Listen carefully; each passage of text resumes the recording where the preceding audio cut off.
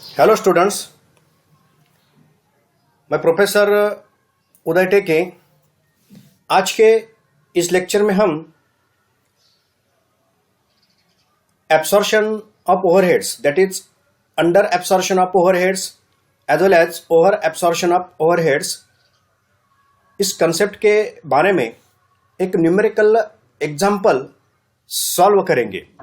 पिछले लेक्चर में हमने अंडर एब्सॉर्प्शन और ओवर एब्सॉर्प्शन इन दो कंसेप्ट पर डिस्कशन किया है।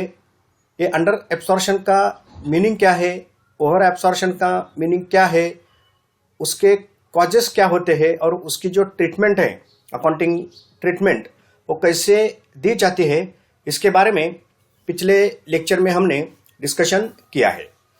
आज के इस लेक्चर में हम एक्चुअल एक एग्जाम्पल सॉल्व करेंगे और ये अंडर एब्सॉर्प्शन या फिर ओवर एब्सॉर्प्शन कैसे डिसाइड किया जाता है, यानी कि इसका कैलकुलेशन कैसे होता है और उसको ट्रीट कैसे किया जाता है, उसकी ट्रीटमेंट कैसे दी जाती है, उसके बारे में डिस्कशन करेंगे। तो यहाँ वो एग्जाम्पल है, in a manufacturing company overhead cost was recovered at pre determined rate of ₹25 per man day.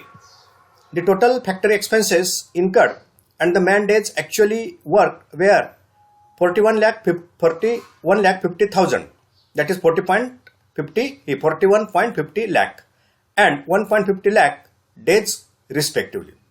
Out of 40,000 units produced during a period, 30,000 were sold. On analyzing the reasons, it was found that 60% of the unabsorbed overheads were due to defective planning and the rest were attributable to increase in overhead cost. How would unabsorbed overhead be treated in cost accounts? So ये वो example है, simple है। एक manufacturing company है जिसमें overhead जो recover होते हैं, दैट इज एब्सॉर्ब होते हैं, वो प्री डिटरमाइंड रेट से होते हैं। और वो प्री डिटरमाइंड रेट क्या है? ₹25 per man day, यानी कि हर एक दिन के लिए ₹25 ये क्या होते हैं? ओवरहेड प्री डिटरमाइंड रेट से रिकवर यानी कि एब्सॉर्ब होते हैं। The total factory expenses incurred, जो टोटल फैक्ट्री एक्सपेंसेस इनकर हुए हैं और जो मैन डेज है एक्चुअली वो यहाँ दिए गए हैं। जो टोटल फैक्ट्री एक्सपेंसेस है, दैट इज फैक्ट्री ओवरहेड्स, वो है 41.50 लाख, दैट इज 41,50,000। एंड जो मैन डेज है, मैन डेज एक्चुअली वर्क, वो कितने हैं? 1.50 lakh, that is 1,50,000 days actual में क्या हुआ है? वर्क हुआ है। अब देखेंगे आउट ऑफ 40,000 यूनिट्स प्रोड्यूस्ड, अब प्रोडक्शन कितना हुआ है? 40,000 यूनिट्स का। During the period 30,000 we are sold out, उसमें से 30,000 को सोल्ड आउट किया है। ऑन एनालाइजिंग द रीजंस, अब जो रीजंस अगर एनालाइज करते हैं इस अनएब्सॉर्ब्ड ओवरहेड का, उसमें क्या दिखाई देता है? It was found that 60% of unabsorbed overheads were due to defective planning. उसमें जो अनएब्सॉर्ब्ड ओवरहेड है, इसमें 60% क्यों हो गए हैं ये unabsorbed? Due to defective planning, यानी कि प्लानिंग में जो डिफेक्ट्स है, गलत प्लानिंग की वजह से ये 60% अनएब्सॉर्ब हुए हैं। और रेस्ट जो है were attributable to increase in overhead cost, और रेस्ट जो ओवरहेड अनएब्सॉर्ब दिखाई देते हैं वो एक्चुअल में ओवरहेड की कॉस्ट ही क्या हो गई है? बढ़ गई है। तो on this basis how would unabsorb overhead be treated in cost account? तो कॉस्ट अकाउंट में इस अनएब्सॉर्ब ओवरहेड को आप कैसे ट्रीट करोगे, ये हमें यहाँ क्या करना है? क्लियर करना है। तो पहले हम क्या करते हैं, जो ओवरहेड रिकवर हुए हैं प्री डिटरमाइंड रेट से, उसको कैलकुलेट करते हैं। Okay, solution.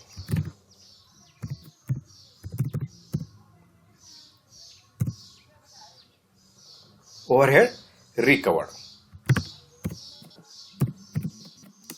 Overhead recovered, that is, इसको क्या कहा जाता है? एब्सॉर्ब भी कहा जाता है। Absorb overhead absorb at pre determined rate. क्या रेट है इस एब्सॉर्प्शन का? सिंपल है, 25 पर मैन डे, ये क्या है? प्री डिटरमाइंड ओवरहेड एब्सॉर्प्शन का रेट है। और मैन डेज कितने हैं? 1,50,000। सो फॉर्मूला क्या होगा यहाँ तैयार? सिंपल फॉर्मूला है मैन डेज वर्कड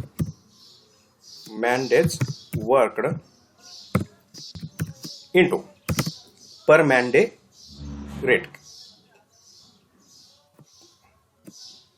अमाउंट पर मैन डे। ये क्या है? जनरली ओवरहेड एब्सॉर्प्शन के लिए मेथड या फिर फॉर्मूला यूज होगा यहां। Okay,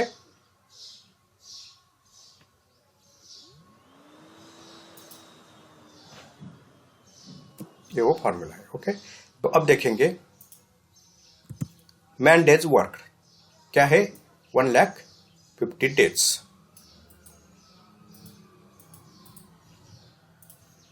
1.50 lakh days into per day क्या है? 20 पर मैन डे, रुपीज 20 पर मैन डे, रुपीज 20 पर मैन डे। ओके, अब इसको हम कैलकुलेट करते हैं।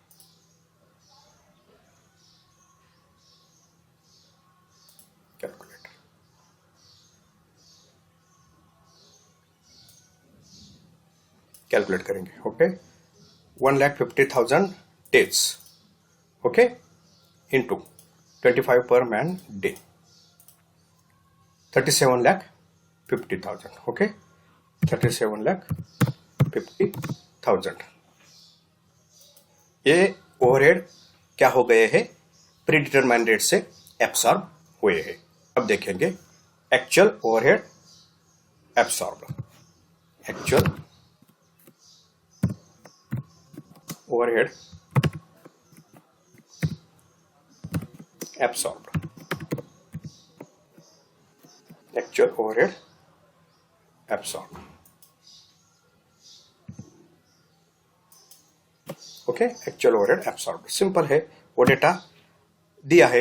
एक्चुअल ओवरहेड है, देखो ये the factor expenses incurred rupees 41,50,000। Okay, 41,50,000 ये एक्चुअल ओवरहेड क्या हो गए हैं? एब्सॉर्ब हुए हैं। अब हमें क्या डिसाइड करना है? ये ओवरहेड जो अनएब्सॉर्ब हुए हैं वो अंडर एब्सॉर्प्शन है या फिर ओवर एब्सॉर्प्शन है। तो अंडर एब्सॉर्प्शन की कंसेप्ट क्या है? अंडर एब्सॉर्प्शन की कंसेप्ट है इफ द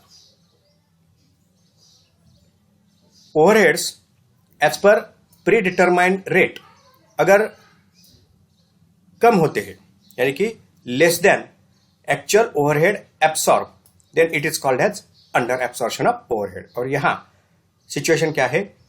एक्चुअल ओवरहेड है 41,50,000 और प्री डिटरमाइंड रेट से ओवरहेड है 37,50,000। सो ये क्या है? Under absorption of overhead. So under absorption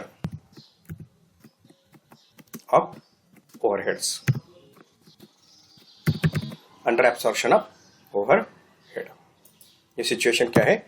under absorption की है। ओके, सो अंडर एब्सॉर्प्शन को कैलकुलेट कैसे करते हैं? 41,50,000 माइनस 37,50,000।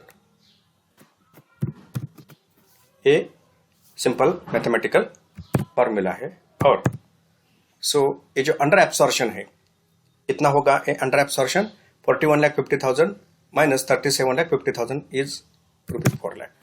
ये क्या है? अमाउंट है अंडर एब्सॉर्प्शन की। Okay, so under absorption of overhead amount कितनी होती है? 4 लाख। ये अंडर एब्सॉर्प्शन की अमाउंट है। अब क्या करना है? ये तो अंडर एब्सॉर्प्शन हो गए, ये अनएब्सॉर्ब ओवरहेड हमने अब क्या किए? कैलकुलेट किए। अब क्या करना है? ऑन एनालाइजिंग द रीजंस, अब इस अंडर एब्सॉर्प्शन को अगर एनालाइज किया जाता है, क्यों ये अंडर एब्सॉर्प्शन हो गया?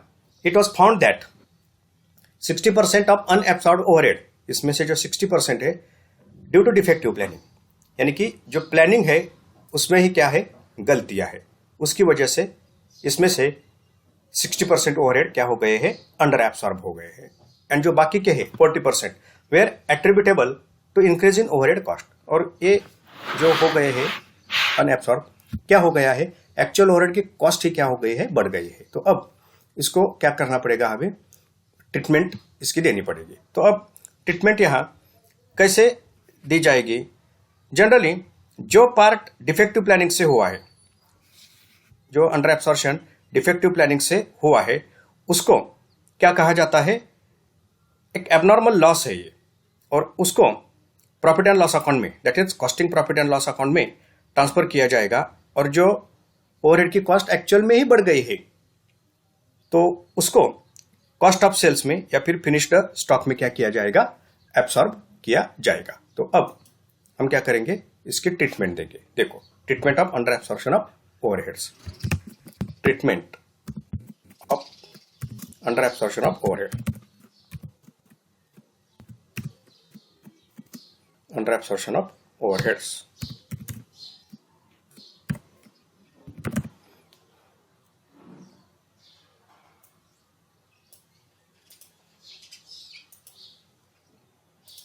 Okay, treatment of under absorption of overhead.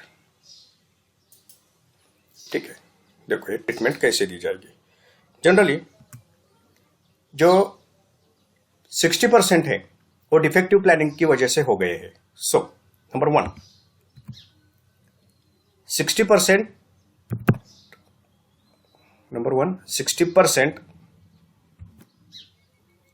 of under absorption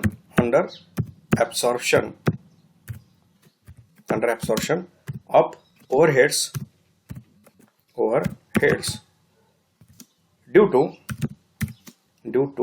defective planning,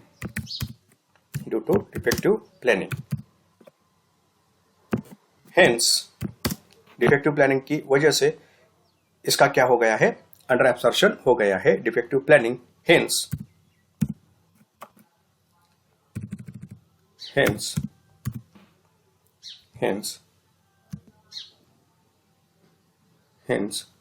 the amount of this under absorption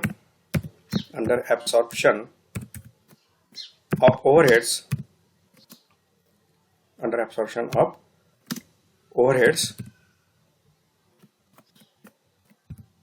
transferred to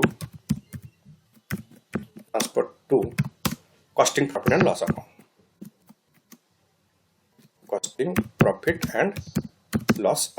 इसको costing profit and loss account को ट्रांसफर किया जाएगा।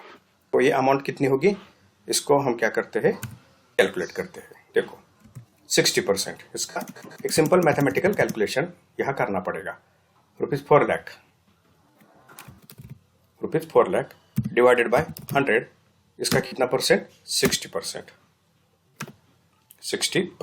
तो कैलकुलेशन कितना होगा, कैलकुलेशन करेंगे इसको।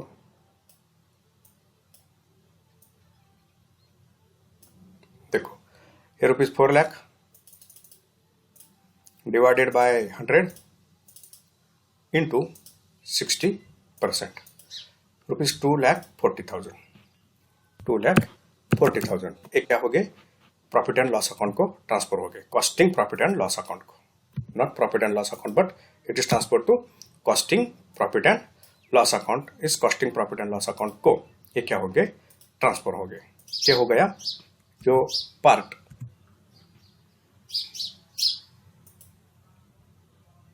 डिफेक्टिव प्लानिंग से रिलेटेड था, उसको हमने costing profit and loss account को ट्रांसफर किया।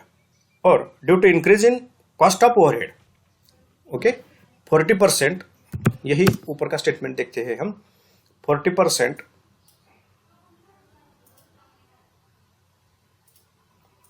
सो 40% of under absorption under absorption 40% of under absorption of overheads due to increased cost of overheads। Actual में ही कॉस्ट बढ़ गई है ओवरहेड्स के आइटम की, उसकी वजह से ही अंडर एब्सॉर्प्शन हो गया है, यानी कि एक्चुअल ओवरहेड्स ज्यादा हो गए हैं। तो इसको हम क्या करेंगे, हेंस दिस अंडर एब्सॉर्प्शन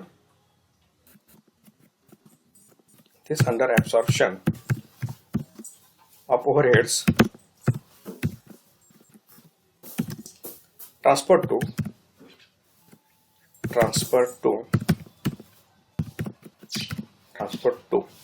इसको कैसे ट्रांसफर किया जाएगा, transfer to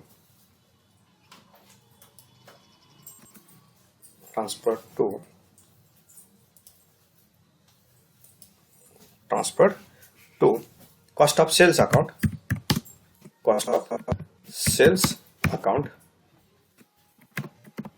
and finished stock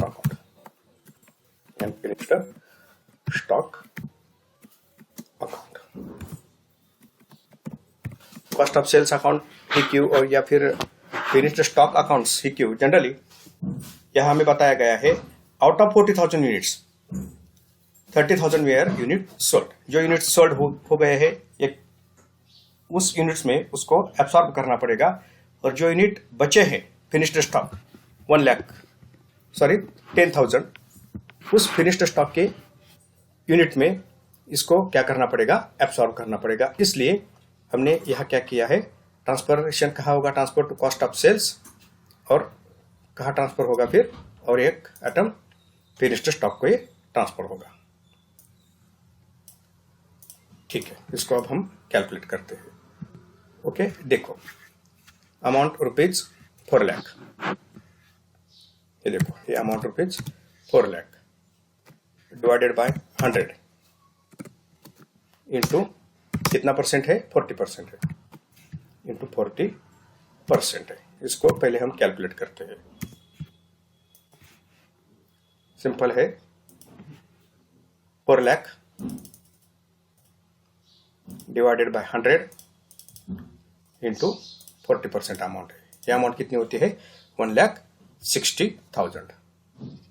यह अमाउंट होती है 1,60,000। अब ये जो 1,60,000 ओवरहेड की अमाउंट एक्चुअल में बढ़ गई है ड्यू टू, किसकी वजह से ये अमाउंट ये बढ़ गई है, due to increase cost of overheads. Actual में जो कॉस्ट बढ़ गई है वो क्यों हो गया है, एक्चुअली ओवरहेड की कॉस्ट ही, ओवरहेड के जो आइटम्स है वो बढ़ गए हैं, इसके लिए ये कॉस्ट बढ़ गई है। अब इसमें से क्या करेंगे, कॉस्ट ऑफ सेल को transfer to cost of sales, जो माल बेचा गया है उसकी जो कॉस्ट है उसमें वो हम क्या करेंगे, एडजस्ट करेंगे, यानी कि ट्रांसफर करेंगे। ओके, कॉस्ट ऑफ सेल को ये अमाउंट ट्रांसफर होगी। कितनी अमाउंट ट्रांसफर होगी, 1,60,000 का, ये 1,60,000 due to increase cost of working या फिर इंक्रीज कॉस्ट ऑफ ओवरहेड से ये अमाउंट बढ़ गई है। ओके, इसका डिवाइडेड बाय, ये देखो यूनिट्स कितने प्रोड्यूस किए गए हैं, 40,000, इस रेशियो में 40,000, और यूनिट्स बेचे कितने गए हैं, यूनिट्स बेचे गए हैं 30,000। ये कॉस्ट ऑफ सेल्स हो गए, करेंगे इसका कैलकुलेशन।